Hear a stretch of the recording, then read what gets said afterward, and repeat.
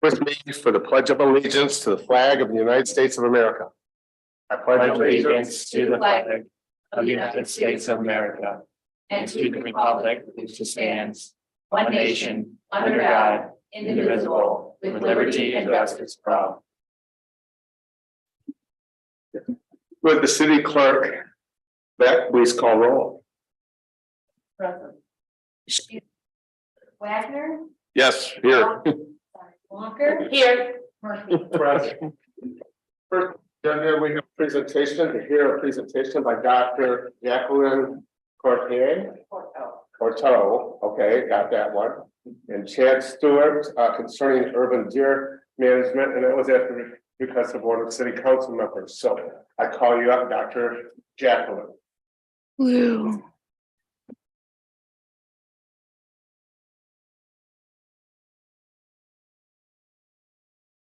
Thank you. Okay, thank you for the opportunity to come and talk to you today about deer impacts.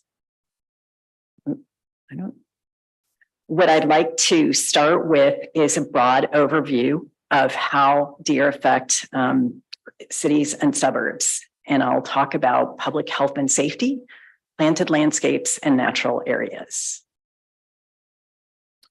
I'm sorry, I have two different controls to do here. And then I will spend a little bit of time just broadly outlining some monitoring options, especially focused on natural areas, but also more generally for those other options. And then I'll just give a broad brush overview of deer management options because that's what Mr. Stewart is going to really focus on. But before I get started, what I'd like to do is offer a very brief history of white-tailed deer in Michigan. Researchers have estimated that in 1500, before European settlement in Michigan, the deer population in the eastern US was on the order of 1 to 2 deer per square mile, with populations likely maintained in part by Native American land use and hunting practices. Some estimates put that higher at 8 to 10 deer per square mile, although I haven't found that well documented elsewhere, where the best documented figure is. Would it be possible to turn the volume up?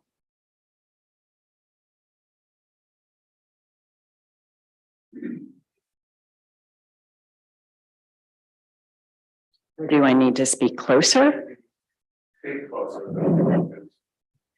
Does that help? Does that help, Joe? Yeah. Where's the best? Where are the speakers at out here? Where are the speakers? Those right. I would just tell people that maybe there's a place in the room that has better. A sweet spot with the best sound. I think you're going to speak into the mic within 2 inches. Okay, I'll stay closer to the mic. Hopefully that will help. All right, so for comparison, the best estimates are 1 to 2 deer per square mile before European settlement. For comparison, deer populations in southeastern Michigan, at least, are typically in the range of 25 to 30 deer per square mile, averaged across various deer management units. But in several parks that I've worked in, they can be 68 deer per square mile. Kensington Metro Park had 140 deer per square mile. And if you exclude the lakes, 160 deer per square mile when we started management. So deer can become highly concentrated in local natural areas. But getting back to the history, 1800s, when the Europeans arrived, there was a lot of hunting, and that overhunting led to population crashes. So sporadically around the state, starting in 1859, there were some localized hunting restrictions, and then in 1895, more formalized hunting restrictions in many parts of the state. Through the 1920s, many counties either had no hunting allowed whatsoever or very restricted hunting, and this is all documented in the DNR website. At the same time, predator populations plummeted. Predators including wolves, mountain lions, bear, and bobcats were often targeted by bounty hunters. and farmers, and in addition, land use changes led to dramatic declines in their numbers. Starting in the 1920s, the DNR intentionally managed many state lands for deer, trying to create the mix of forests and fields that deer prefer, with shrublands as well, timing timber harvest to create openings and often cultivating young trees and brush specifically for deer. And, oh, sorry, is that not? It's not advancing. Oh, sorry. So that was my predators and the deer habitat. I apologize for the technical problems. Okay. So deer populations can grow very fast in conditions where there's good habitat. Wildlife biologists such as Aldo Leopold, starting in the 30s, described the really high, potentially high reproductive rates of deer, as deer can reproduce starting at the age of 1 and can have 1 to 3 fawns per season. The potential for rapid population growth was demonstrated in the E.S. George Reserve in Livingston County in the 1930s and again in the 70s. And that's actually the site where I did my dissertation research. But in 1928, there were no deer whatsoever in a 2-mile square fenced area. And so 6 deer were brought to the reserve and released. And within 7 years, the deer population had increased to 220 deer from the original 6. Decades later, in the 1970s, that experiment was repeated by Dale McCullough, and that's still one of the most widely known deer population experiments. And Mr. Stewart will likely be discussing the concept of carrying capacity with you, but I just wanted to convey one experience that I've had as a reminder of what can happen when deer populations are very high. When I was working at the George Reserve in the 1990s, the estimated deer population for that 2 square miles was 140 deer. The winter of 1998 to 99 was very hard, and 110 deer died. So winter starvation is a possibility when deer densities are high. Getting back to the history, though, along with the growing deer populations in the 1920s and 30s, there was a growing recognition. Oh, I'm sorry, I'm behind here. A growing recognition of their impacts. Starting in 1937 in Minnesota, the Itasca State Park started looking at how deer are affecting forest regeneration, and that study went on for 30 years. Aldo Leopold, who I mentioned formerly, in 1949, published Sand County Almanac with an essay called Thinking Like a Mountain that describes in detail what happens to a mountain and its vegetation when predators are eliminated and deer are browsing wildly. And again, the George Reserve deer herd studies that I mentioned. So starting in the 1940s, there was a gradual shift from management for deer to also managing deer impacts or management of deer, with antlerless deer hunting resuming in 1941, and in 1952, the first hunting seasons established specifically to try to deal with deer overpopulation. There have been a lot of ups and downs since then, and there's not time to go into the history in detail, but I just wanted to sketch that background of deer and how the populations have grown in Michigan. Land use changes have further affected deer habitat, and particularly in the past 30 years, deer thrive in edges, a combination of forest and field, as I mentioned before, with stream corridors as well. And suburban development and even sort of the edges of urban development offers great deer habitat, with forest fragments for cover and fertilized fields, farm fields outside cities, or well-watered landscaping plantings inside cities, offering great food resources. And again, suburban and urban natural areas have no natural predators and typically don't have hunting. So with that background, let me start in on talking about the specific effects. And as I said, I'll talk about public health and safety first. And I wanted to start with deer vehicle collisions. Oops.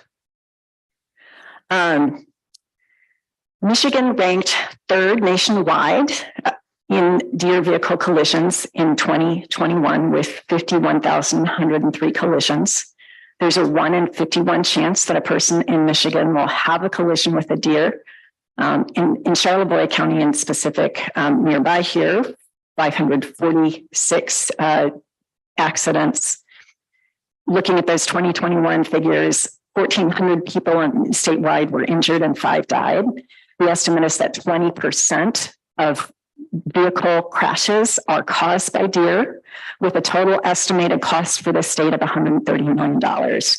And the average insurance claim reported by State Farm is $4,331, or that was in 2018. Closer to home, Bear River Township, which surrounds you here in Emmett County, was ranked 4th for deer vehicle collisions in 2018 with 170 deer vehicle collisions. And it was estimated that that's 37% of all accidents. And just to give you a look at specifically how deer populations and deer vehicle collisions are related, this is a map that Ann Arbor put together showing the red squares are an area of deer count. So the bigger the square, the bigger the population, and those blue dots show where the collisions occurred. So that's just trying to show you that usually the collisions are happening where the deer populations are higher. Thinking about deer vehicle collisions, it's also helpful to think about the impact on deer in 2022 of the 52,000 collisions. That represents around 2.5% of the estimated deer population of 2 million in Michigan. So 1 in 40 deer affected. And then you can compare that to the amount harvested in animal hunting. So let's move on to thinking about other public health and safety issues. And that is one of the big ones people are concerned about is deer and tick-borne diseases. Lyme disease is transmitted by the black-legged tick, which used to be known as the deer tick. It's now referred to as the black-legged tick. Deer are often a major host of the deer tick, and partly because they're large, they can hold a lot of ticks, and they do long distance transport of the ticks. It's a complicated story that has to do with other mammalian hosts of the tick and how the predator populations are, and whether it's an oak mass deer, and climate change may be contributing to tick populations. But there are some key papers that have looked at the relationship between deer density and tick abundance and Lyme disease and have concluded that in at least several communities in Connecticut, deer management has effectively reduced human cases of Lyme disease. And other researchers argue that deer reduction is a part of managing deer ticks. Lyme disease is expanding in Michigan. And again, it's a complicated story, but you can see that the risk is moving up the Lake Michigan coast, and certainly you have it here now. Briefly, some other tick-borne diseases transmitted by the black-legged or deer tick are anaplasmosis and babiosis, and some additional diseases that can be transmitted by the black-legged, but also other ticks are ehrlichiosis and Powassan virus. All of these are on the rise. I didn't find specific Michigan-based statistics for all of them, but it suffices to say that they're increasing. Apart from tick-borne diseases, though, there are a number of deer diseases that are not tick-borne but can be transmitted among deer when densities are high. And these are of varying concerns in terms of potential transmission to humans. And Mr. Stewart will tell you more about that. But just in the context of talking about public safety, I just wanted to mention several: chronic wasting disease, epizootic hemorrhagic disease, Eastern equine encephalitis, and bovine tuberculosis. Let's think now about planted landscapes. I'll leave it to Mr. Stewart to offer the further details on public health and safety. So thinking about our urban areas, we often have public parks and community gardens. Many cities, and I drove around your lovely city for a little while before coming here, have some lovely public parks, and sometimes have invested quite a lot in plantings to beautify those parks. Parks, as well as often schools, are doing community gardens, and often more and more native pollinator gardens to try to benefit biodiversity in general. So, excuse me. I think many municipalities in Southeast Michigan, at least, have found that plantings and investment has been destroyed by deer, or communities have had to invest in expensive fencing to protect their plantings. Of course, planted landscapes also include private yards and gardens. Many urban residents and suburban residents enjoy planting flowers and shrubs in their backyard, as well as trees. And hungry deer can eat through hundreds or even thousands of dollars of planting through a season. I haven't been able to find good statistics for the full state, but I have talked to various gardeners in Southeast Michigan, at least, who've had deer wipe out thousands of dollars of planting in just a season or two. And it's important to remember that private as well as public landscaping has public value. For instance, gardens contribute to the beauty of your city, but also, especially when there are native plants, can contribute to wildlife habitat and biodiversity. They can serve as a noise and dust filter. Trees and shrubs can ameliorate weather, so can moderate the hottest days of summer. And both trees and shrubs can offer the important function of carbon sequestration as well as erosion control.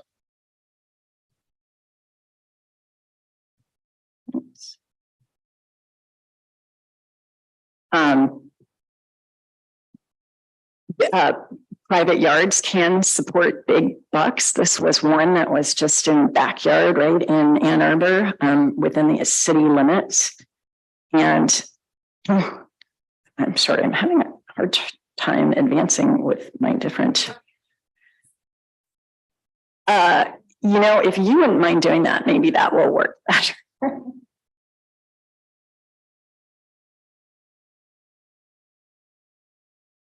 Okay, next, please. Oh, no, I'll stop here. So this is just another example of a backyard deer herd and the damage that it's done to some extensive foundation shrubs and backyard shrubs. Next, please. Urban deer often lose their fear of people and can become either pretty impervious or actively curious. All of these are photos of deer watching me when I've been doing research in urban parks. The deer in the middle on the upper part there literally followed my transect tape and followed me along as I was doing my research, and I think was probably looking for a handout. Next, please. And some, such as this cemetery deer, are so accustomed to people. That is not a zoom photo on the left there. That is literally, that deer was 3 feet away from me. It's probably begging for food due to the scarcity in that particular cemetery. Let's move on to natural areas after that broad brush overview of health and safety issues in planted landscapes. And I'll focus a little bit more on this because this is where my research focuses. Next, please. I will discuss not only plants. A lot of people think, oh, well, deer are just affecting plants, the trees and the wildflowers. But in fact, deer also affect other members of their ecological communities, including pollinators, birds, and other species, as well as affecting ecological processes such as forest regeneration. Next, please. There have been many studies over the past 25 to 30 years that document how overabundant deer are affecting plant communities, especially in forests, including a special issue on deer overabundance of the Wildlife Society Bulletin in 1997 and a 2003 compilation entitled The Science of Overabundance. Notable impacts that have been found in these many studies include declining forest regeneration due to heavy browsing on tree saplings, decreases in plant abundance, reproduction, and diversity, declines and disappearances of sensitive species, notably orchids, but also many spring wildflowers. And keep in mind that when we talk about forest biodiversity, 85% of it is in the species other than trees, and the plant species other than trees. And those plant species are very important for butterflies, bees, and birds. So let's take a look at how the specifics of how those declines happen. Next, please. The short version is deer eat plants, a lot of them, both woody and herbaceous. Deer are called browsers because they don't just graze grass like sheep or cattle, but they also eat the twigs and buds from trees and shrubs, that is, the woody plants. They're generalists, eating a wide variety of different herbaceous and woody plants. And a single adult deer can eat 7 to 12 pounds of plants per day. That's the amount in that bag that I've clipped there every single day. Next, please.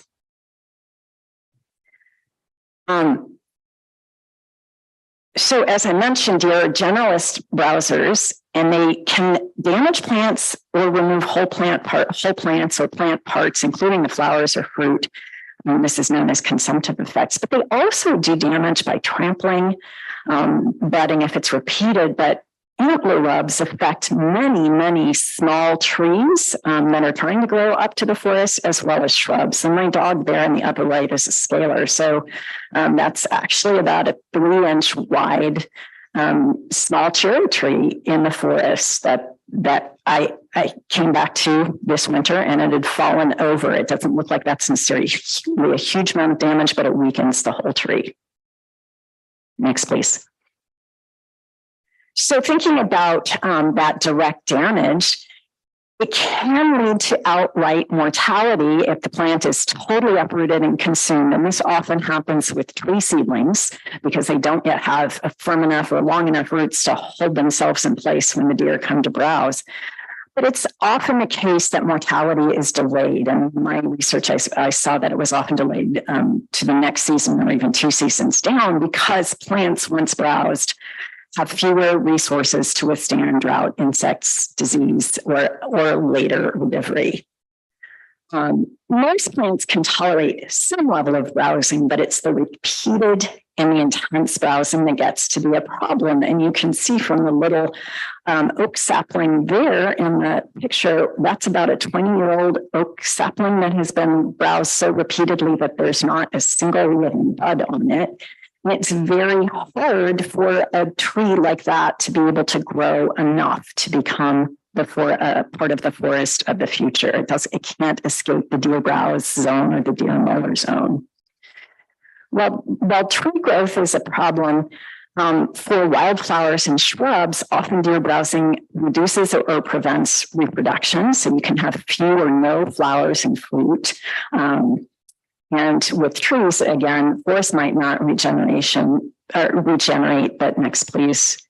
With flowers, reduced growth both delays reproduction, but then also when you have fewer flowers, of course, you have fewer fruits, and fewer pollinators might visit when you have lower floral density, so you might have even fewer fruits.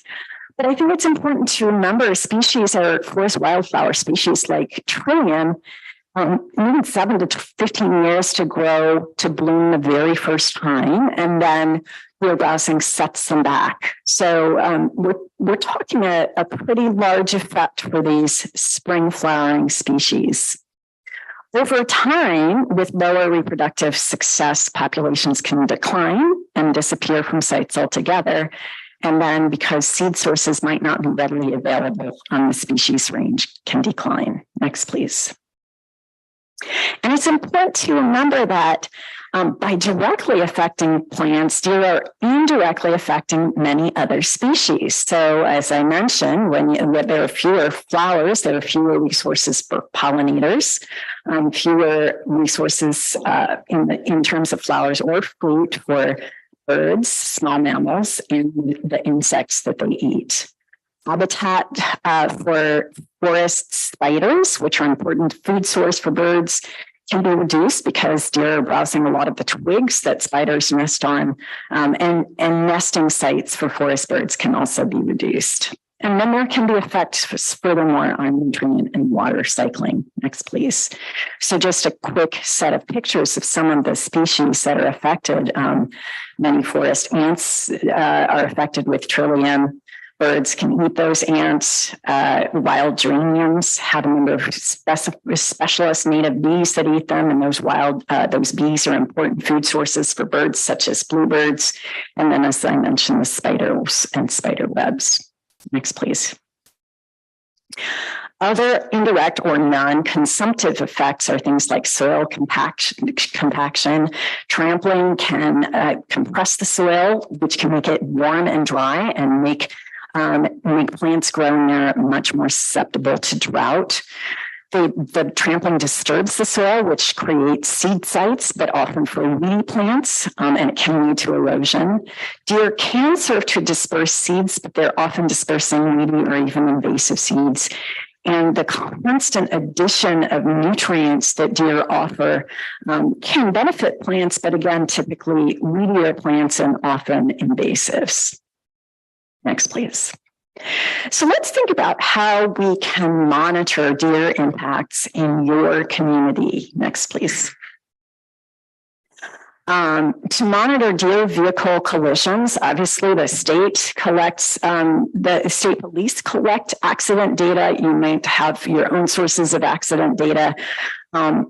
Not every accident is reported to the police. So another source is your road commission. How many dead deer are they scraping up from the roads? And then animal control offices might be able to tell you how many injured animals they've had calls about. In terms of tick-borne diseases, public health departments, your county health department, MVRNR has a tick reporting service, and the Department of Health and Human Services does some tick tracking as well. I would say for both of these kinds of impacts, resident surveys can be a really good way to get information. Next, please. So thinking about your public parks and gardens, a good place to check is with your park staff. And as I mentioned, actually your schools, if they're doing gardening exercises with their school kids. And then your Bear River Valley Rec area here has some lovely natural areas. I don't know if there's a lot of landscaping there, but your other city parks certainly do have some landscaping. So checking for damage there, and also checking at the college landscaping department about whether they've seen damage. And again, for private yards and gardens, probably your best bet is surveying your residents. Next, please. For monitoring deer impacts in your natural areas, the recreation area, as well as the North Central Michigan campus and the Clark Preserve are all logical places you might want to look. And I'll spend just a little bit more time on this. I know I'm running short here, but next, please. So I've spent a lot of time monitoring deer impacts in natural areas. I've worked in 27 sites in 3 Michigan counties in southeastern Michigan over the past going on 30 years. And I've come up with a lot of ways to do monitoring. Next, please. And I should say, lots of other people have come up with these too. I'm using standardized methods that are out there. Some of the methods used in natural areas, starting with the more observational and descriptive and moving to the experimental or quantitative, are things like photo monitoring can just give a snapshot of what's happening. Species inventories are often best used with other methods as well to get a sense of plant diversity and abundance. Browse damage surveys, either focused on all species or selected species, most effective for woody species, but you can also do them on spring wildflowers. Tagging and tracking existing plants is one possible source, but it gets complicated because plants always disappear and then the analysis is tricky. You can do permanent plots where you track height, browse, flowering, diversity, other metrics. You'll hear the term exclosures. Often an exclosure is just a fence to keep the deer out or exclude the deer. Some people refer to it as a vegetation enclosure because you're enclosing the vegetation. Typically you do that where you have a fenced plot and unfenced plot that's very similar nearby as your control plot, so you can compare them. And then there are a number of experimental methods referred to as sentinel seedling tracking, or some people have called them bioassays or phytometers. I'm going to give you just a couple of quick examples, but I first wanted to say, well, just consider what makes a useful metric for monitoring if you want to do deer management. I think some qualities of the data would be standardized comparisons across your sites, repeatable from year to year, something that's responsive to changes in deer numbers, that indicates larger ecosystem impacts rather than just the one thing that you're measuring, and that can offer some clear action levels. So I put together this little matrix to consider how these, in your you don't have all the symbols that I have. I have all the smileys on mine, but I tried to do a smiley face if it's effective for that, a frowny face if it's not effective. And the thing that's not coming through on your version is that was the puzzled face, which is not that I'm puzzled about the impact, but it's that it really depends on the context, on how it's done, on the goals and so on. So I'm not going to belabor this. If you're interested in hearing more about monitoring metrics, I'm happy to go into more detail, but I just wanted to suggest that if you are, could you go back to there we go. If I want to just suggest that if you're going to do monitoring, you want to think about how effectively any of your monitoring methods address the kinds of qualities of data that you would want. I spent some time as a policy analyst before I became a full-time scientist, so I can't resist doing some matrices. So just here are some of the methods that I found most useful in terms of those monitoring metrics. I'm just going to zip through a few more slides because I want to give the floor to Mr. Stewart. But one of the first things people often ask is, well, next slide, please. How do we know that it's deer browse? Deer lack upper incisors. And so when they browse a plant, they typically shred the edge rather than having a cleanly angled cut like a rodent, a rabbit, or a woodchuck, which typically has a 45-degree angle. Smaller things like squirrels, chipmunks, and those mice also leave distinctive marks, smaller tooth marks that you can see under a hand lens. Next, please. There are just a couple of examples of it's just three saplings that I've studied. On the left there, you can see the deer browse leaves a shreddy mark, and the rabbit on the right is clearly angled. Next, please. As I mentioned, browse surveys are a really good way of knowing whether you have browse.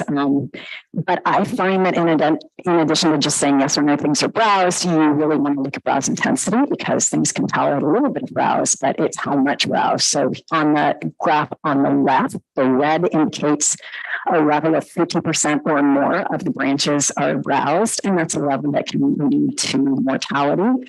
And also on shrubs, it means that virtually there will be no flowering and fruiting for the birds and the pollinators and the small animals that would depend on those forest and nursery shrubs.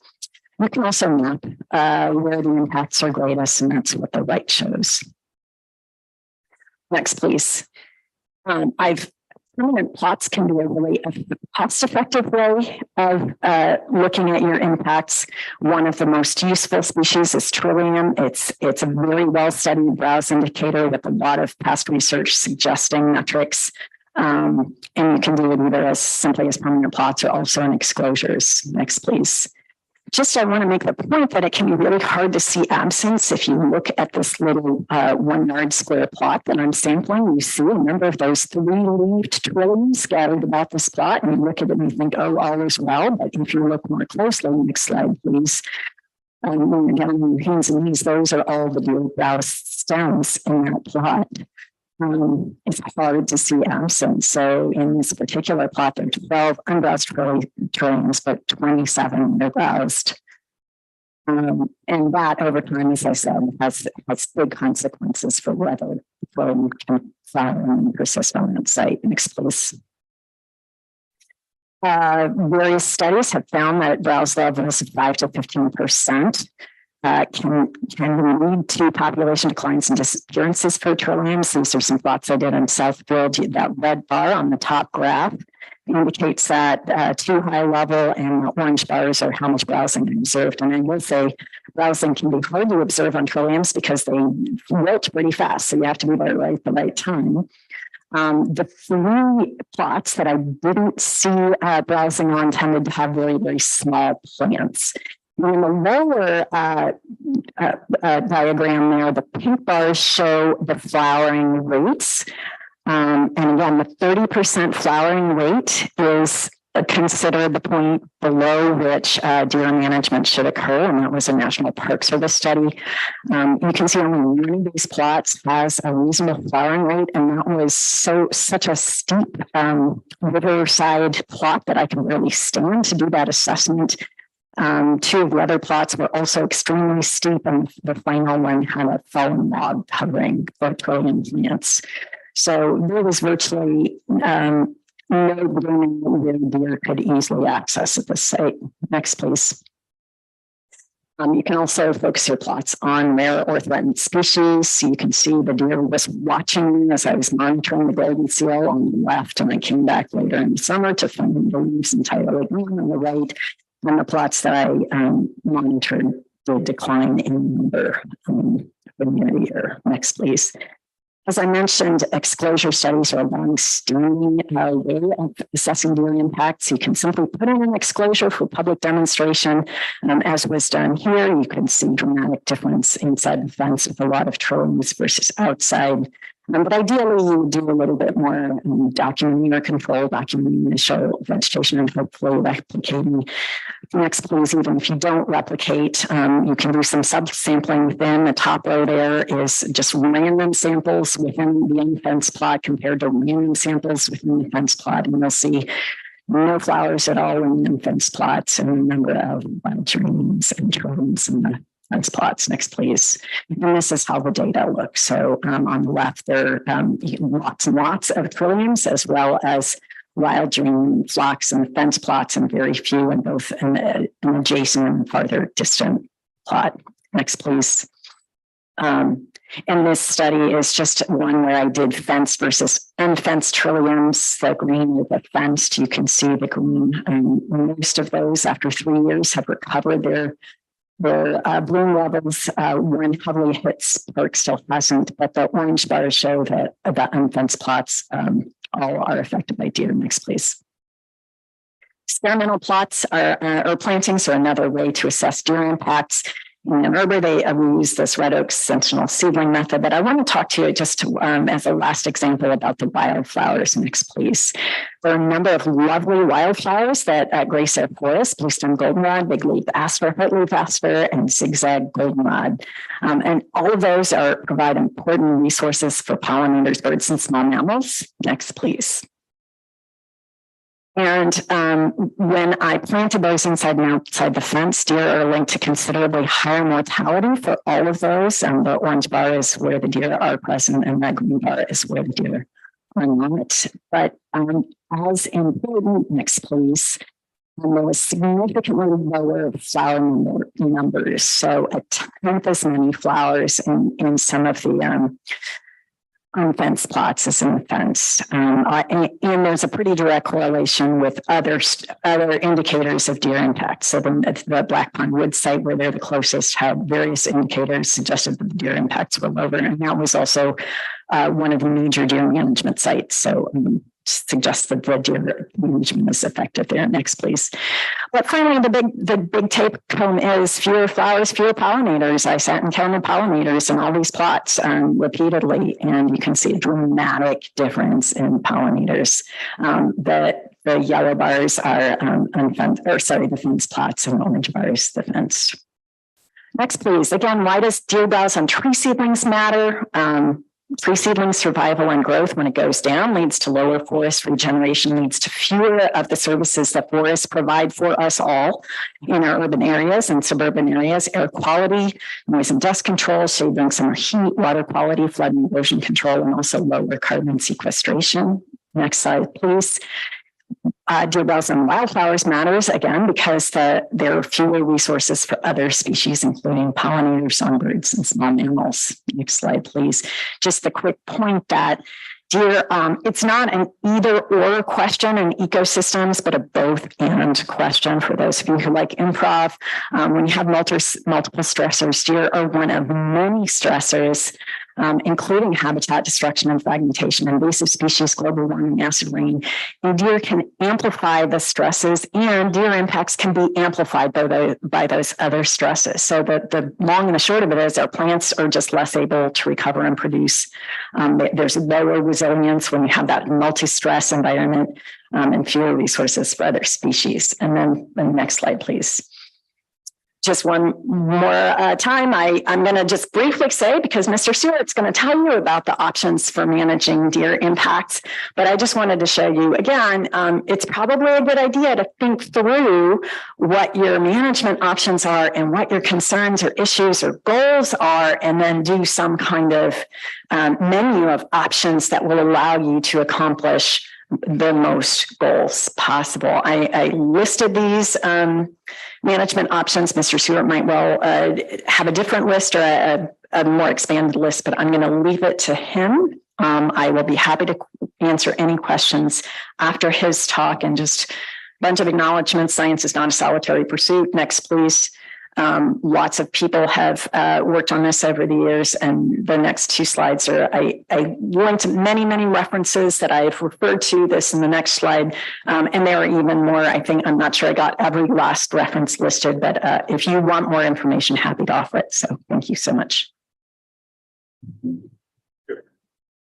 We'll wait and have questions afterwards after Dr.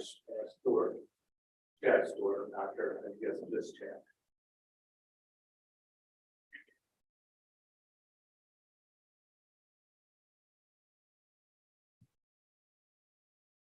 This chat is perfect, by the way. I wanted to offer my thanks to the council for having me up here tonight. It's really a privilege. My name is Chad Stewart. I work with the Department of Natural Resources as the statewide deer biologist. The bad news is that Dr. Courteau and I developed our presentations independently, so there is some overlap. The good news is the overlap that exists are basically saying the same thing. So I'm going to skip through some of those things and get to the part where we talk about some of the options, and more importantly, the process involved with deer management, which I think will have a lot more application for this group. I guess really quickly, there are we often speak of urban deer as almost a separate species from the rural counterparts. Of course, they aren't, but there are some defining characteristics that are a little bit different once you get deer into a community or specifically a suburban setting. Primarily, we tend to see a lot higher survival rates in urban deer than their rural counterparts. You can see a couple of different studies that were cited there. If you can go on to the next one, please. You also see deer with smaller home ranges in suburban areas than, again, the rural counterparts. And that's because all the resources that they need to live are being occupied in that smaller area. So what that means is you can tend to pack deer in a little bit more densely in these suburban areas than you can out in the rural areas. So that obviously contributes to the higher populations that can often be seen. And then the next one, please. You'll start to see impacts to the reproduction. So it was Dr. Courteau discussed how fast deer can grow. You tend to see deer operating at what I would call the reproductive maximum in a lot of these urban settings. So those typically have adult does typically have 2 fawns per summer. If they're in really good health, they'll have 3, and you tend to see high survival with those fawns oftentimes as well. It's also important to point out that there's no such thing as reproductive senescence or menopause in white-tailed deer. So if they can live 10, 12, 15 years, they will have fawns every year of their life. And if you get fawns typically experiencing about 80 pounds in late winter or midwinter, they can actually activate going into breeding as well. So the cute fawns that you see in May and June that are, just, 8 pounds or so, by December, they could be, or December or January, they could actually be breeding and have fawns of their own later in the summer if they grow well enough. So high survival, densities that are really high, and high reproduction, long-term reproduction, and potentially early reproduction. You can see how this starts to snowball in communities. Next slide, please. Dr. Courteau referenced the George Reserve, so we can skip this. This just really shows how fast deer populations can grow. That's been covered already, so we'll skip that.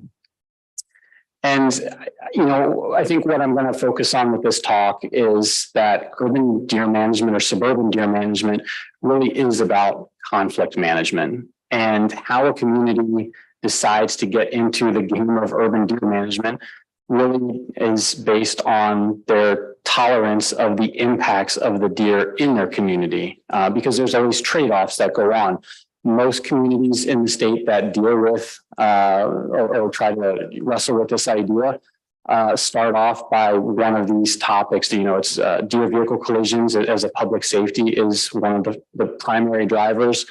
The impacts to the natural areas or the native areas that we have in the community, and then certainly the either horticultural or landscaping damage that residents or communities can experience are often there as well. But as you can see, even the sort of the tame or habituated nature sometimes can make residents very uncomfortable when they're coming up to them. And while deer certainly aren't naturally aggressive, there's a level of discomfort that occurs there. And every year we do have instances in the state of deer really attacking dogs, primarily during the fawning season. So that certainly has happened and tends to happen in these areas, you know, every year. Next slide, please. Dr. Courteau covered the Lyme disease, and you can just see there that it is expanding. This is through the Department of Health. So we can go to the next slide. And over this, we're just talking about a little bit of the complexity with the tick deer mouse cycle. So we can skip this as well and get to some of the other things. You'll see that, you know, for individuals, certainly, I'm sure lived in Petoskey for a while, and certainly other communities, a lot of changes over time. This is an example from my time when I was living in Indiana, and just really represents some of the changes that we're seeing on our landscape. So what you're seeing is an aerial image of central Indiana. You've got the interstate that's cutting off that top left corner there, but you see a generally rural landscape that's occurring in 1999. If you could just advance it one more, just 9 years later, this landscape looks very different. And from a deer's perspective, this is actually really good, because you've taken away what probably is a lot of hunting and intensive agriculture, which means there's not a lot of permanent cover for the deer. And you're providing a sanctuary where chances are there's really no hunting, which is our primary driver for deer management in rural areas. So you're creating this refuge with abundant food resources as well. So this is an area that's certainly primed for a deer population increase because of these changes that have been experienced in the landscape. Next slide, please. It was referenced earlier, the two topics of carrying capacity, both biological, and you can advance it one more slide, and social carrying capacity. Generally defined, biological carrying capacity is the amount of individual animals that can be supported on the landscape. And I want to point out that we really don't try to manage at a biological carrying capacity. At biological carrying capacity, it means the number of individuals being added into a population through reproduction is being completely offset by the number of animals that are leaving or probably dying at the same time. So it's at this static phase. And when that happens, you tend to have deer that are in very poor condition. You've got high fawn mortality, and that's just not really how we want to manage wildlife, as you know, these sort of weak, overabundant animals that are certainly impacting their habitat. The contrary to that is the topic of social carrying capacity or an acceptance capacity. And that is how many individuals in an area can be tolerated. And I can promise you that those numbers are very different. And typically the biological carrying capacity often is much higher than the acceptance or the social carrying capacity. And if you can go on to the next slide, please. There's a little bit of a representation here where over time on the sort of horizontal axis, you can click that button one more time. And then on the vertical axis is, what the wildlife population looks like. This is a lot of what communities are dealing with right now. You've got a biological carrying capacity that's very high. But beneath that, you've got varying levels of acceptance capacity. And anywhere along that orange line, which could simulate how deer population changes over time, you've got a faction of your community that thinks you either have too many, too few, or just the right amount of deer in your area. All the while, they're below biological carrying capacity and working towards growing and growing. So it certainly represents a challenge for community leaders when you talk about deer and dealing with and wrestling with these concepts of acceptance capacity. Next slide, please. So this is why we try to focus on this concept of community-based deer management. And I'm happy to provide you more details of this. I have a colleague in our department who was one of the individuals that helped put this together when she was at Cornell University. But this is a generalized sort of diagram in terms of how we should view these problems, starting with defining what the problem is to begin with. From that phase, you'll go on to a decision-making step, implementing your action, and then moving towards an evaluation and adaptation period. You can go to the next slide, please. And a lot of times when we start talking with communities, they approach us with we have a deer problem, what do we do?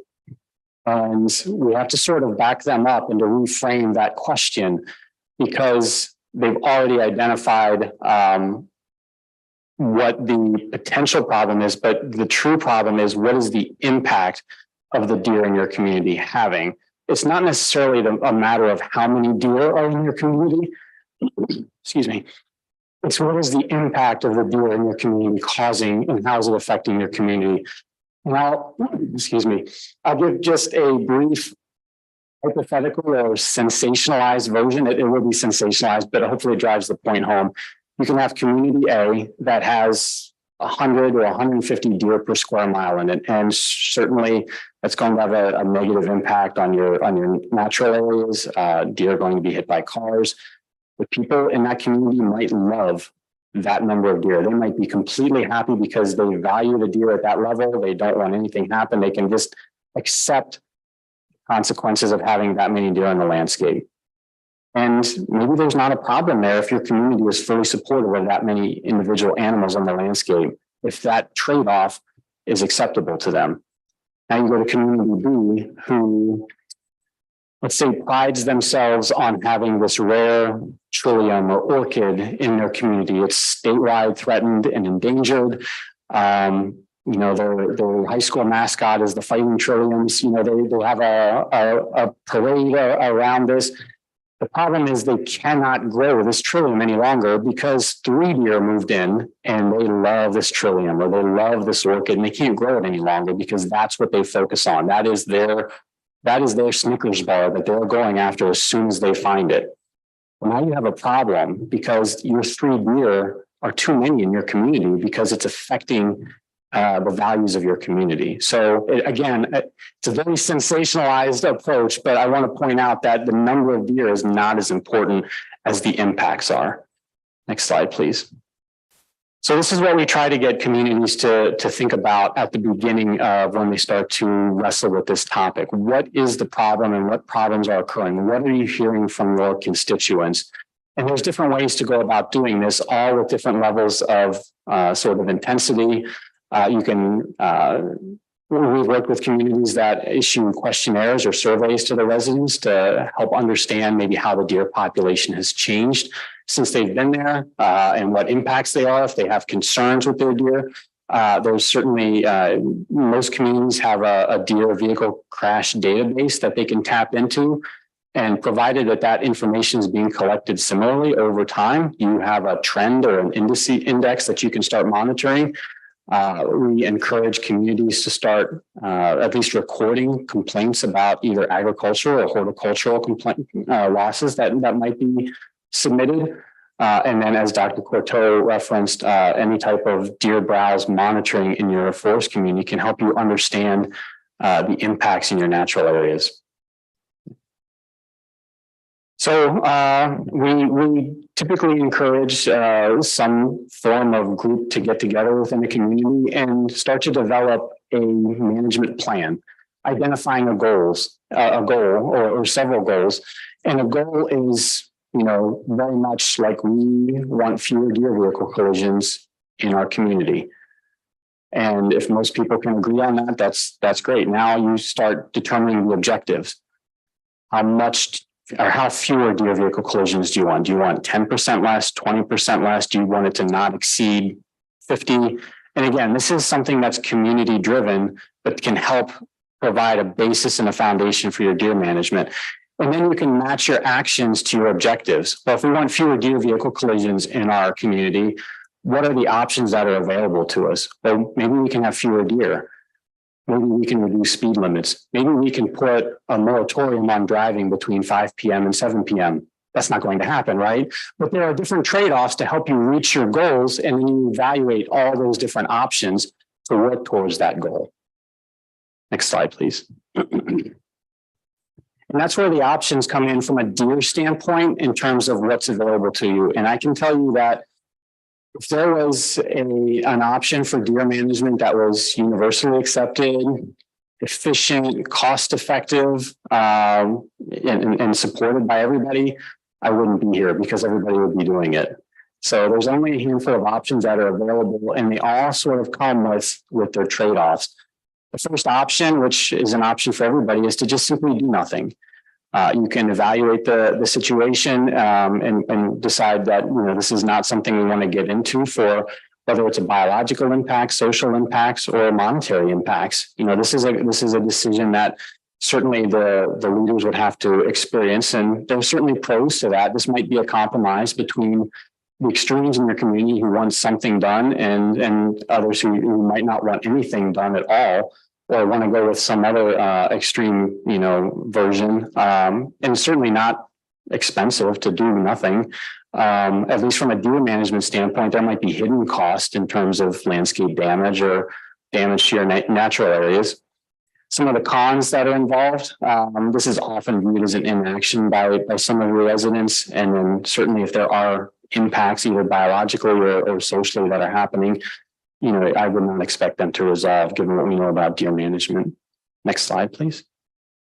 Something we always encourage is just some sort of view on or approach or communication on some non-lethal options. Is certainly not no harm in doing a lot of these things. Some things could be fencing, which, relatively speaking is inexpensive.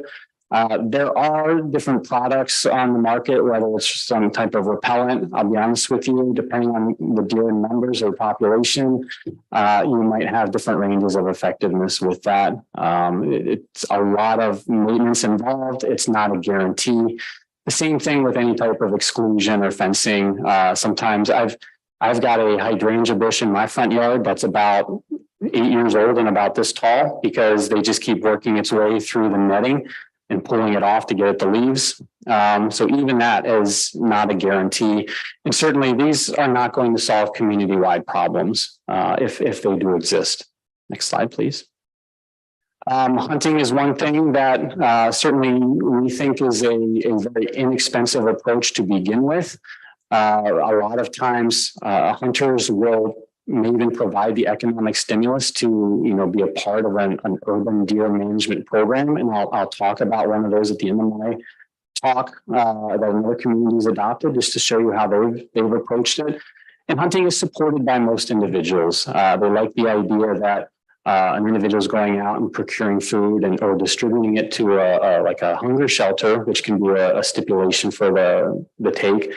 But there are some cons involved. I've heard of one community in another state that decided to go with this and then decided to open up only to the city employees or public works individuals, and they wanted to go out and shoot a bunch of big bucks. And certainly that was not received very well within their community. So, and there might be some local concerns in terms of what types of hunting is involved. So while hunting is broadly supported by most individuals, they might not support it if it's in their backyard or in their area where they do their trail running or walking their dog. You might have a little bit higher level of discomfort. There's access issues as well. You can keep it there, that's fine. There's access issues as well. So just because an animal perhaps can be hunted on a certain property in your community doesn't mean it necessarily should be, because the recovery of that animal might take a little bit longer to acquire than the size of the parcel that they successfully shot the animal on. Another popular approach is what we call sharpshooting. This is essentially paying somebody who has the skills and expertise to come in and remove lethally a set number of animals from your population.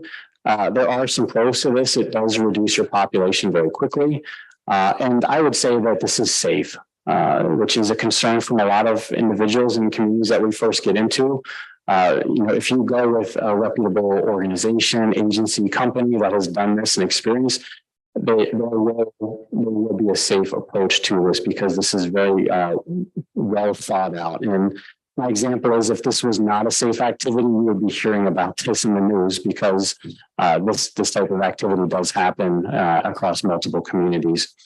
But it is expensive. We're looking at probably upwards of anywhere from $200 to $500 a deer to be removed, depending on who you could go with. It's very expensive and it's controversial. This is not going to be supported by everybody in your community for sure. Next slide, please. Then you've got some different options that are often brought up: trap and what I would call relocate, or trap and removal. If you could just click the slide one time real quick. I will take off the table right now that trap and relocation is not going to be an option that's permitted by the state. For one, we don't have a place that is wanting more deer, especially in Lower Peninsula. Two, as Dr. Corto referenced, there are concerns with disease transmission. So certainly when you trap an animal, you're not only trapping the animal, you're trapping all of the biology that's associated with that animal. And with bovine tuberculosis in our northeast and chronic wasting disease in our southwest, we are not going to take that risk in moving an animal to a new area. Additionally, survival for animals that are relocated is often very poor. So there's certainly I guess, a humane argument to be made for an animal that is trapped, sedated, moved to a new location, only to die probably several months later because it's in a completely unfamiliar area. This often is brought up is the idea of reintroducing predators. I'll be very quick. If you can hit the button on this, we are not going to allow that. And I will just simply say that if you think you have a deer problem in your community, having a mountain lion or wolf population is not going to make things better. We're going to have a whole new work group. Next slide, please. This is often brought up, these topics of contraception and sterilization. I'll start with contraception. This gathered a lot more steam, I would say probably in the late 90s to early 2000s. Contraceptive drugs are developed. They do work on an individual basis, which means that if you apply this contraceptive drug into intramuscularly into a deer, it will prevent that animal from having fawns for anywhere from 1 to a couple of years. The science behind it is pretty cool. I won't bore you with it, but it does not fire a lethal projectile, which is certainly going to be supported by a lot of folks in your community. It will prevent future fawns from being born, but the cons are pretty drastic.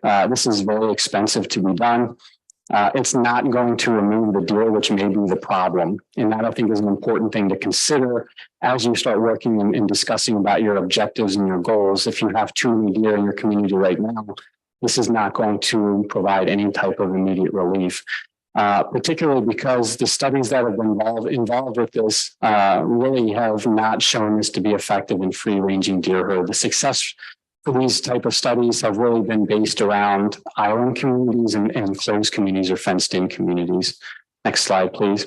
And just to put a bow on this topic of contraceptive drugs, there are two that are federally registered. They're called Donacon and Zonistat. They both work a little bit differently in terms of their biology.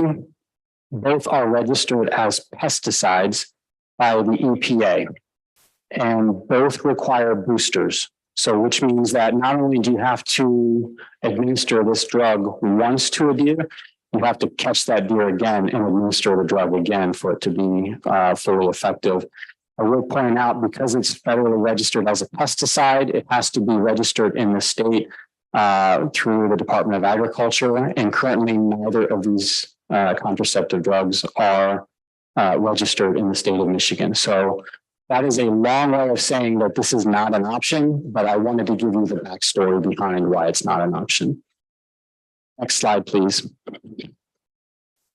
This one has got a little bit more popular and sort of shifted away from popular, relatively speaking, shifted away from the contraceptive drug, because, and this is sterilization. So this is essentially taking these does and performing an ovarectomy, removing the ovaries, or doing a tubal ligation. Again, very similar pros associated with the contraceptives, similar to the contraceptive administration. The cons, again, very similar to, it's expensive, doesn't remove deer, and it's difficult to achieve the results. The one difference between sterilization and contraception is this is permanent, whereas the contraceptive drug needs to be boosted. Next slide, please.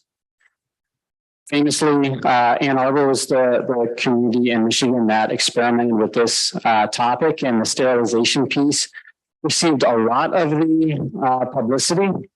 But I think it's important to point out that the reason that this project was originally accepted as a research project was because it was one of the first projects that used that type of sterilization and lethal removal with deer. And you can see some of the numbers. There were 78 deer that were sterilized in the community of Ann Arbor, but there were 432 that were lethally removed.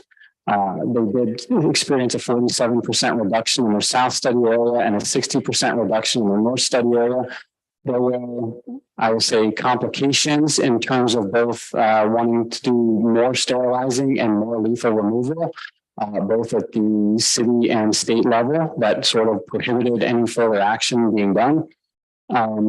Cost-wise, you're looking at, I believe the estimates were about $500 for a deer for every deer that was lethally removed, and about $2,000 for every deer individually that was sterilized. So you're looking at probably a 4 times cost measure for sterilizing deer than lethally removing them.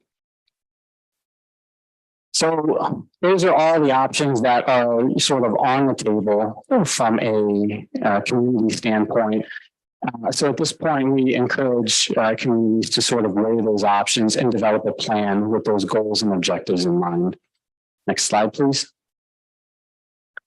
And then once you get to the monitoring stage, you're really trying to determine whether you're successful in meeting your goals. So again, if you're implementing a management program for upwards of 2, 3, 4 years, you want to start taking and collecting that same data that led you to the decision to introduce a management program to see how those numbers are changing. And that will allow you information in terms of whether you're being successful or you need to take a slightly different approach.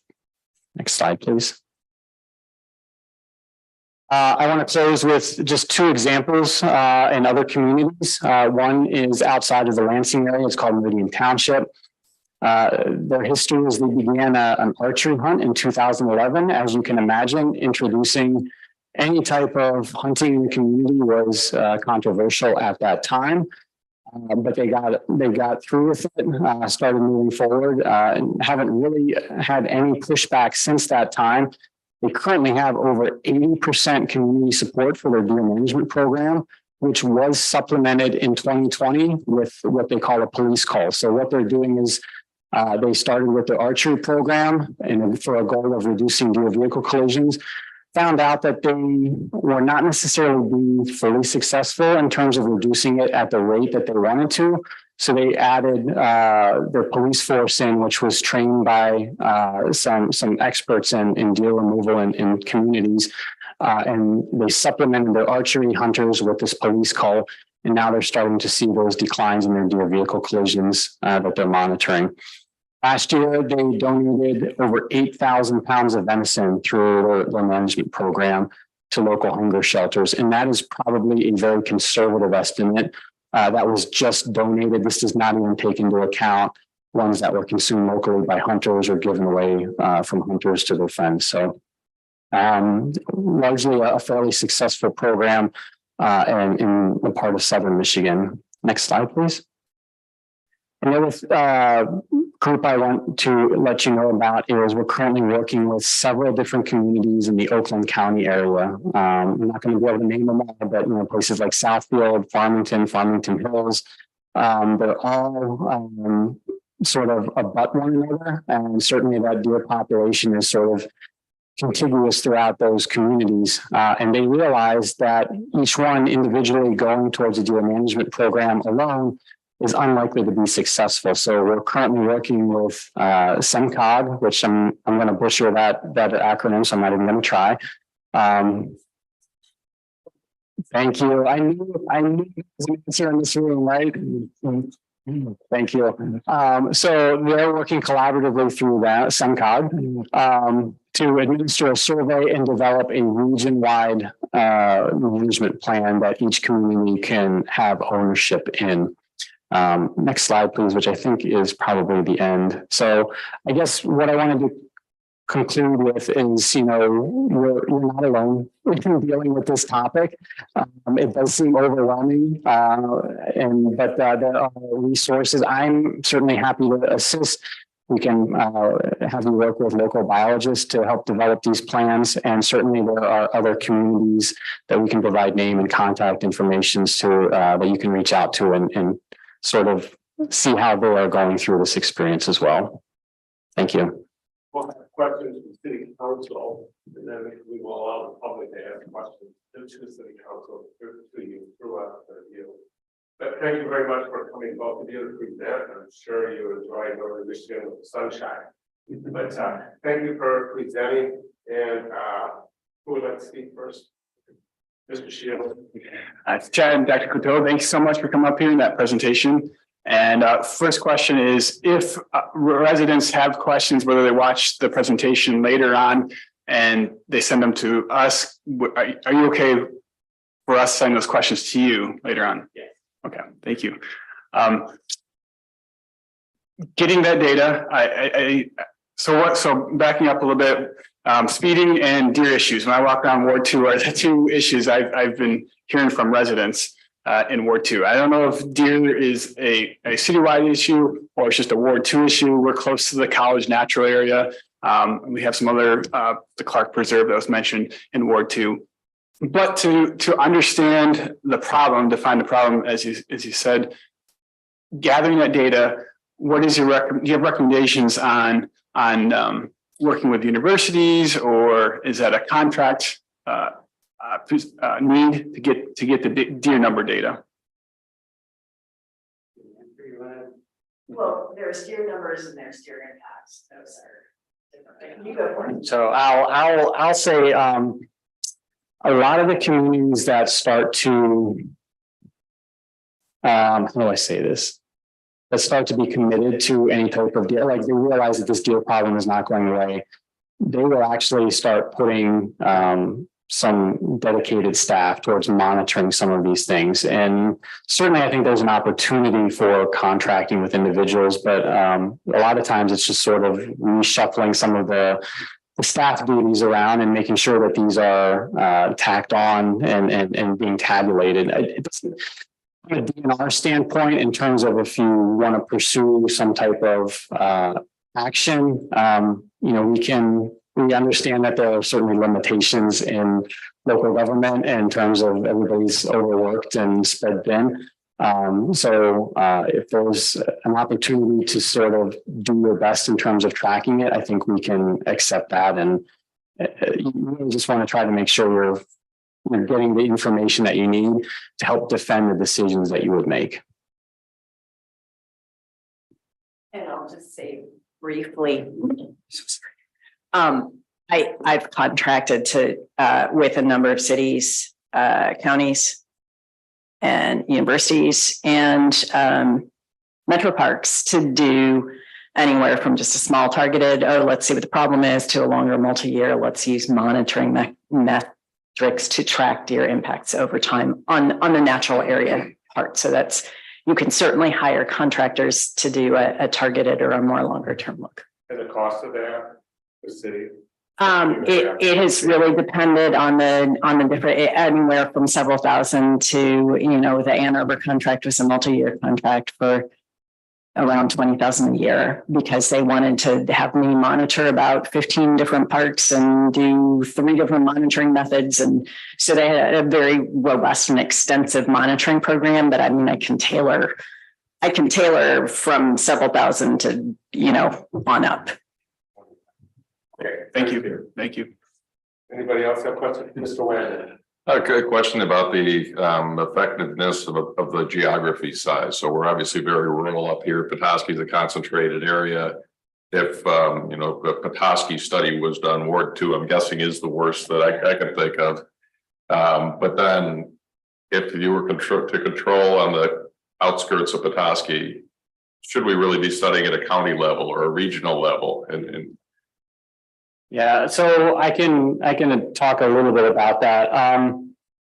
When we make our management recommendations across the state, we do look at county level data and trends we will look at you know, the way that we manage our deer is through deer harvest. And I can't provide you with population estimates. There's a lot of money that goes into developing population estimates, and it's often with a very large confidence interval. So the best way that we try to manage our deer is through monitoring these trends. The best way we can look at that is from our hunter numbers, our hunter participation, certainly as a sort of a secondary indicator, deer vehicle collisions, and maybe even landowner complaints, agricultural complaints.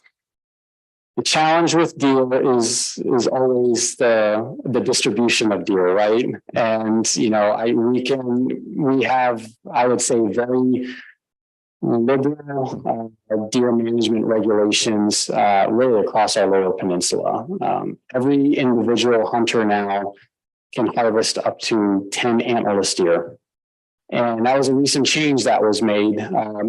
Previously, we had what we would call quota limited, you know, so you were limiting how many individuals could even have access to take antlerless deer. When we made that change, what happened was really nothing. Very few additional deer are being taken because we're kind of already at saturation point with what hunters are willing to take. And we are seeing declining hunter numbers. So unfortunately, this is a problem that's not going to go away because deer reproduction has been the same for tens of thousands of years, you know, with white-tailed deer. And how the way that we manage deer is becoming harder and harder because hunter numbers are declining. And then certainly when you get into a community, there's a lot more difficulty with access. So that's why we do have options available. We have specialized permits called deer management assistance permits. We can issue permits for out of season for the sharpshooting. All of this is meant to address localized problems. But I've heard a reference, you know, managing deer is a lot like cutting grass. You don't cut grass in May and say, well, that was a good year and we're done. Like you have to keep doing it over and over again. And deer management is very similar. Every year, you really have to work forward, you know, with managing deer populations because otherwise they will rebound.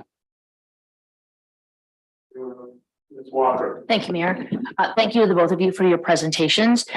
Thank you, Chad, for bringing up that example of Meridian Township. That had gotten a lot of press over the years. And earlier today, I was trying to remember, where did that actually happen? So could you share a little bit more about that? Because the particular piece that was compelling to me was some of the public-private nonprofit partnerships that ensued from doing a call and you had mentioned some volunteers, deer hunters, and then the local police force as being a kind of supplemental call, and then the donation of the food to a local food bank. And so that was a very compelling story. So I was wondering if you could maybe share a little bit about or how they actually got to that point of making that decision as a community. Yes, and I'll give full disclosure. I am a resident of Meridian Township and do participate in that program. So that's, there might be some little bit of bias there, but it's not. I'm sorry.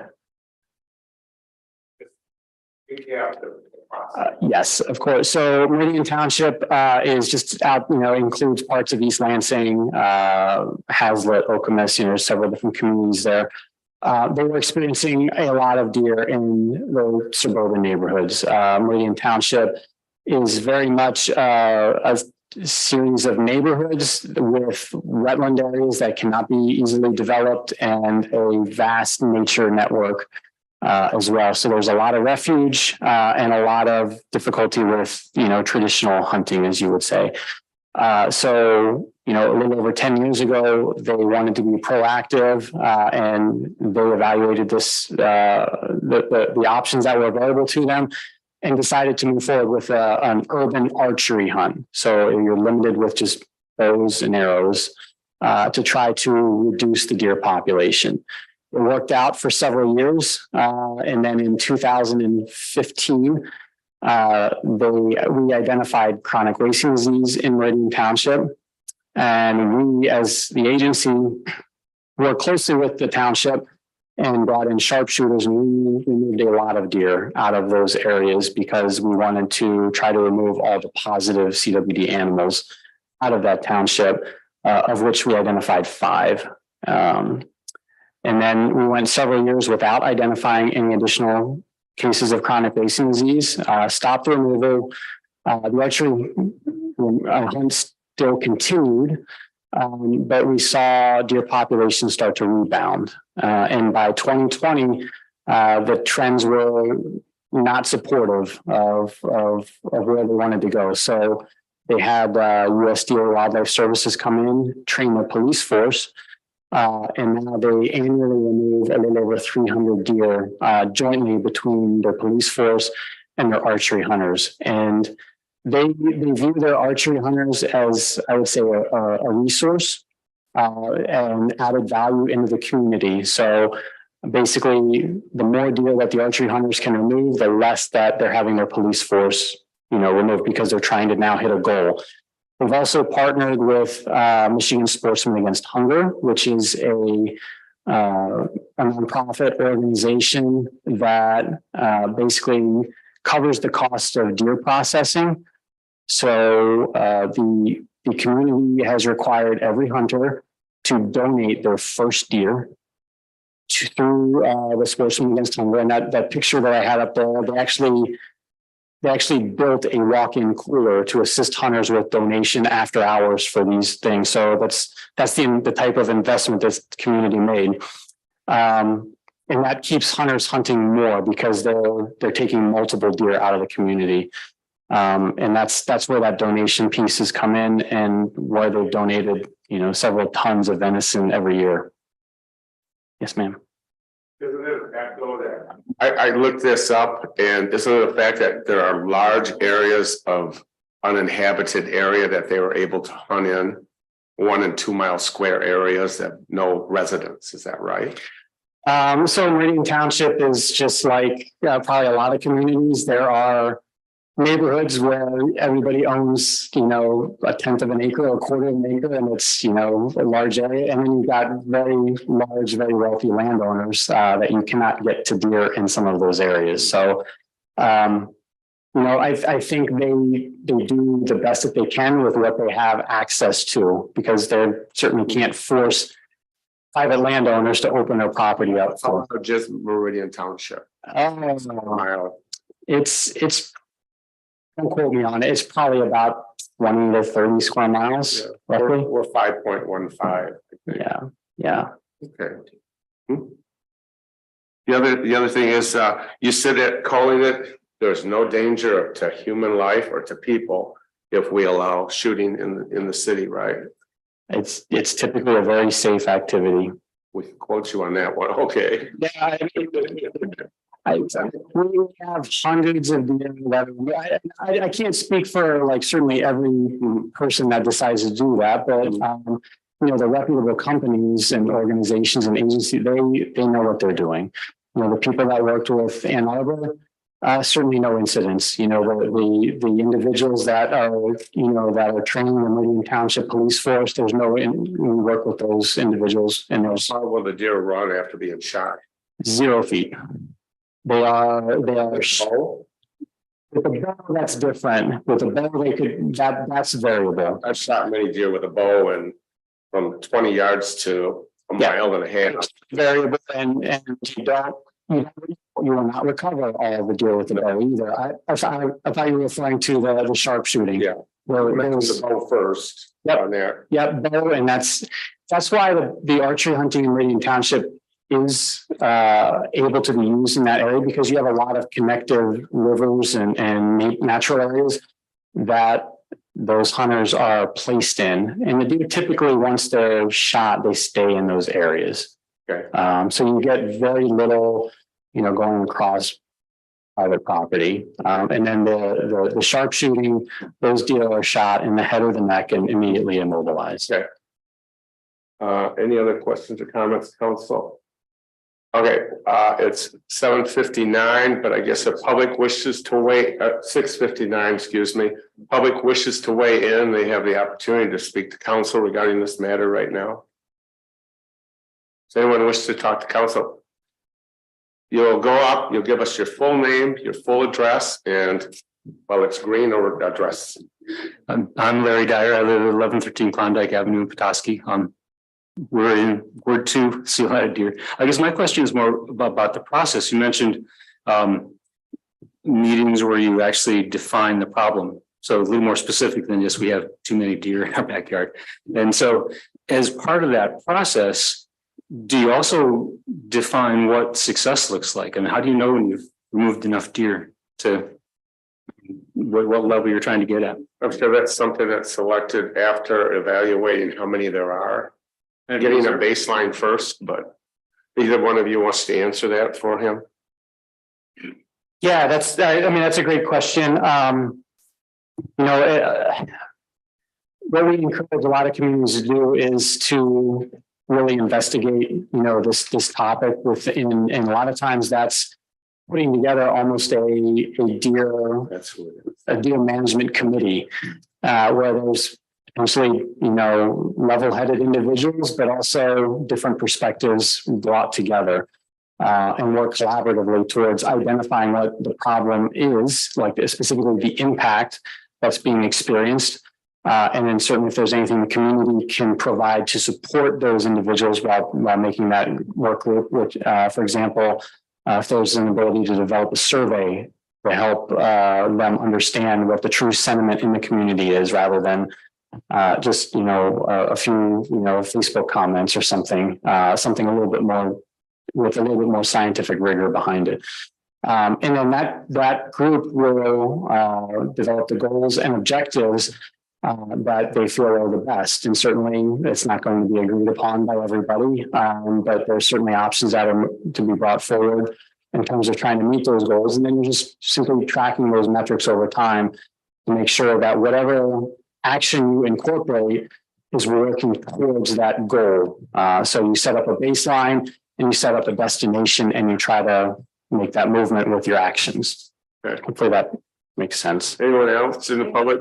But yes, go for it. Quickly, that's a great question. And as I outlined, there are some very clear, well-defined metrics that you can set for natural areas and track things like tree regeneration, flowering rates of some of your desired species, pollinator abundance. I think it's really helpful to come up with things that are very clear that you can track from year to year. Thank you. Mr. Cole.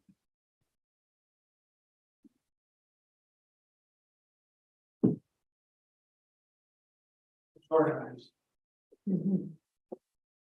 Couple of things that I'd like to say. First thing is I urge the council not to get too wrapped up in doing a lot of data search. One of the things you can do is take a walk and try to dodge the deer as they come running down, trying to step on you in certain areas of the city. Second thing I would say is that you really do have to work with your community that is outlying. What was that comment you made about the, was it Bear Creek Township had very high deer?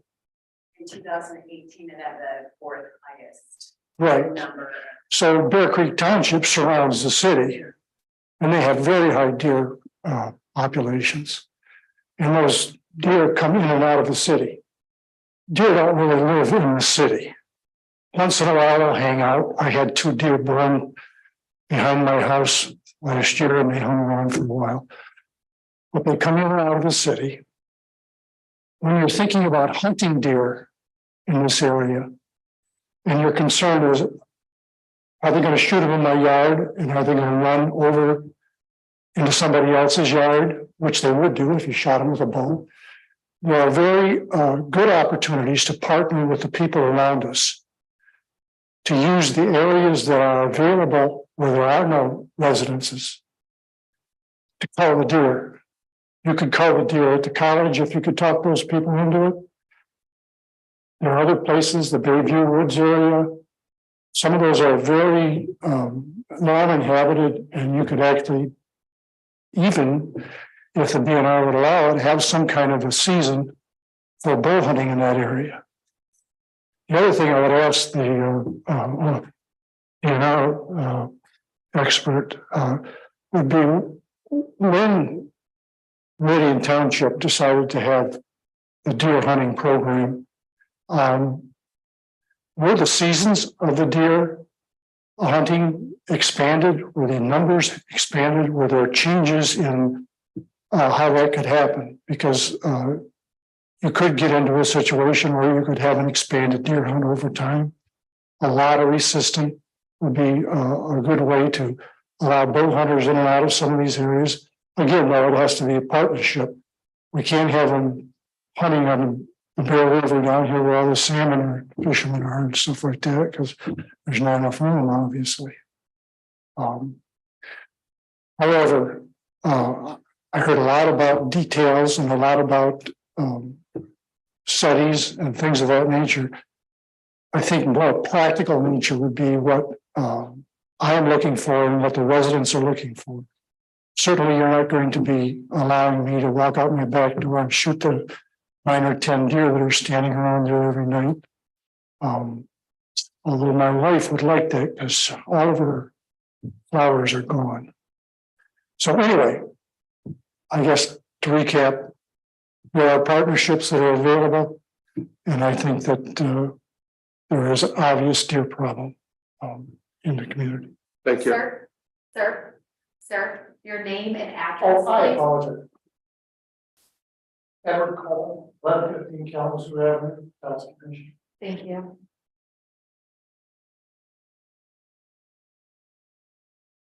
Anyone else wish to speak? Sir. Full name, full address. Mike Wolf, 1828 Wooden Landing Road.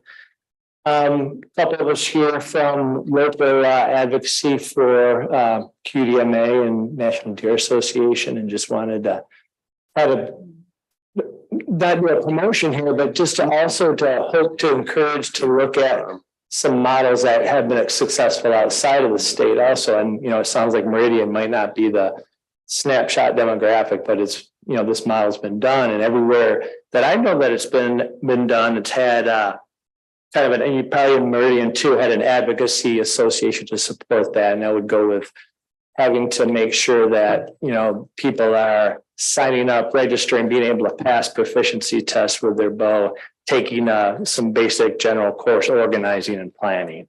And that's it. That's what I know. I was thinking in my head, like demographic wise, and Duluth stood out to me is because a lot of Minnesota is very popular with it and having urban hunts. And it's like perhaps there's some other models to look out at that are more within our demographic. So thank you. Anyone else wish to speak to council? There's someone online, John. let them, So he put it in the chat, so I don't know if you're gonna read. let the documents found within the city limits, college property.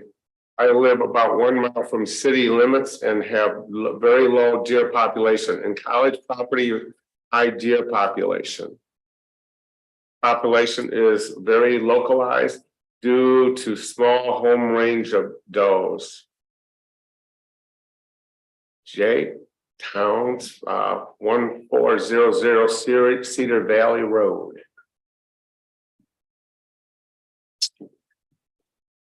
Anything else? I'm very nervous about bow hunting. I bow hunted many years, take many deer, and I can tell you that no matter how good a shot you are, a bow is not a bullet. An arrow is not a bullet. And I had a individual practicing a bow 1.5 yards away from me, and one of his arrows went through his bale into my house. I really did not feel comfortable having people shooting bows and arrows. Bow and arrows in neighborhoods, I feel we're a very small area, and I just don't think that that's going to work. But I don't know about the rest of it, but I fear the bow. So I tell you what we'll do. Thank you. We'll meet again, and city council will make some discussions, and I'm sure you'll get some comments and some questions.